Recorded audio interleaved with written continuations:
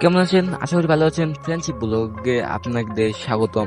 আজকে গিয়েছিলাম আমরা কুড়িগ্রামে একটি প্রত্যন্ত এলাকা। সেখানে রয়েছে একটি অনেক অনেক পুরনো একটি মন্দির।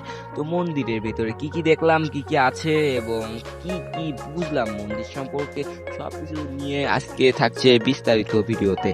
বন্ধুরা, সবার প্রথমেই আমরা ক্যামেরা দিয়ে দেখতে চেষ্টা করলাম যে ভিতরে কি কি আছে। যেহেতু গ্রামবাসীরা ঢুকতে বারণ করলো, অনেকেই বারণ করলো, তবুও অনেক পারমিশন নিয়ে ঢোকার চেষ্টা করলাম, কিন্তু তারা কোনো মতেই আমাদের একাই ছাড়বে না। অনেক লাঠি লাঠি নিয়ে অনেক ছেলেদের আমার সাথে পাঠিয়ে দিল, কারণ ভিতর অনেক বিষাক্ত সাপ থাকে এবং আপনারা জানেন যে অনেক পুরোনো মন্দিরে এইসব।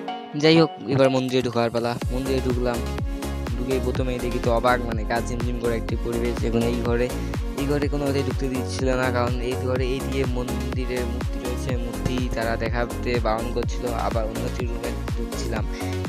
রুম দুইখানে কিন্তু অনেকগুলো আছে এবং আগেও ছিল বেশি, এখন নাকি ভেঙে দিয়েছে। ওই রুমটা ঢুকতে বারণ করছিল, কিন্তু ভিডিওতে জুম করে তা একটু দেখেছিলাম, মানে অল্প একটু ঢুকতে দিয়েছিল। এখন বাইকার দেখুন, এগুলো দেখুন, এই যে এই ফাঁকাগুলো, এই জায়গাগুলোতে আগে মূর্তি ছিল কিন্তু এখন নেই। ফাঁকার পিছনে দেখা যাচ্ছে এখানে এগুলো তো মূর্তি ছিল, এখন সাপের বাস বা পাখির বাস বর্তমানে। যাই হোক, তার গ্রামবাসীরা আমাদেরকে পুরো মন্দির নিয়ে চারপাশে ভালো করে ঘুরিয়ে নিয়ে বেড়াতে থাকলো এবং মন্দির সম্পর্কে অনেক গল্প হতো, যে অনেক আগে এখানে রাজা বাচ্চারাও নাকি এখানে এসে পূজা করতো।